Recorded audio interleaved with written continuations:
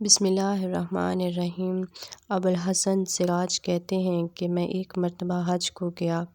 میں طواف کر رہا تھا، میری نگاہ ایک ایسی حسین عورت پر پڑی جس کے چہرہ کا حسن چمک رہا تھا۔ میں نے کہا، واللہ ایسی حسین عورت میں نے آج تک نہیں دیکھی۔ یہ اس کے چہرہ کی ساری رونق اس وجہ سے ہے کہ اس کو کبھی رنج و غم نہیں پہنچا۔ اس نے میری یہ بات سن لی، کہنے لگی، تم نے یہ کیا کہا؟ واللہ میں غموں میں جکڑی ہوئی ہوں اور میرا دل فقر سے اور آفتوں سے زخمی ہے اور کوئی بھی میرے غموں میں میرا شریک نہیں رہا۔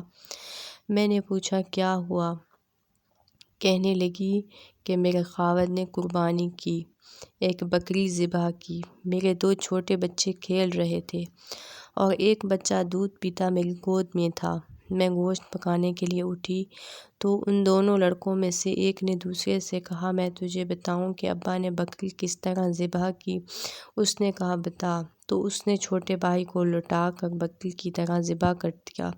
پھر وہ اس کو ذبح کر کے ڈر کے مارے بھاگ گیا اور پہاڑ پر چڑھ گیا۔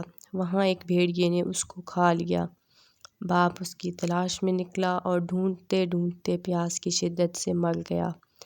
میں دودھ پیتے بچے کو بٹھا کر دروازے تک گئی کہ شاید خاوند کا کچھ پتہ کسی سے ملے، تو وہ بچہ گھسٹتا ہوا ہانڈی کے پاس پہنچ گیا جو چولہے پر رکھی ہوئی تھی، جوش سے پک رہی تھی۔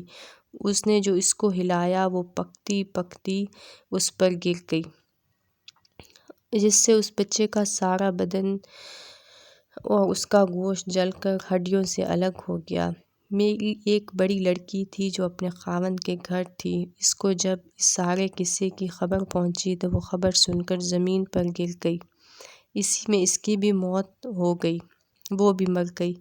مقدر نے ان سب کے درمیان سے مجھے اکیلی کو چھوڑ دیا۔ میں نے کہا، ان مصیبتوں پر تجھے کس طرح صبر آیا؟ وہ کہنے لگی، جو شخص صبر اور بے صبری میں الگ الگ غور کرے گا وہ ان کے درمیان بہت بون بعید پائے گا۔ صبر کا انجام محمود ہے اور بے صبری پر کوئی اجر نہیں ملتا۔ پھر اس نے 3 شعر پڑھے اور چل دی، جن کا ترجمہ یہ ہے کہ میں نے صبر کیا اس لیے کہ صبر بہترین اعتماد کی چیز ہے، اور اگر بے صبری سے مجھے کوئی فائدہ پہنچ سکتا تو کرتی۔ میں نے ایسی مصیبتوں پر صبر کیا، اگر وہ مصیبتیں سخت پہاڑوں پر پڑتیں تو وہ پہاڑ بھی ٹکڑے ٹکڑے ہو جاتے۔ میں نے اپنے آنسوؤں پر قدرت پائی، بس ان کو نکلنے سے روک دیا۔ اب وہ آنسو اندر ہی اندر میرے دل پر گر رہے ہیں۔ اللہ تعالیٰ ہم سب کو اپنی حفظ و امان میں رکھے اور اللہ نہ کرے کہ کسی پر اسی طرح کی مصیبت کے پہاڑ ٹوٹ پڑیں۔ اللہ تعالیٰ ہم سب کو اپنی رحمت کے سائے میں جگہ عطا فرمائے، آمین۔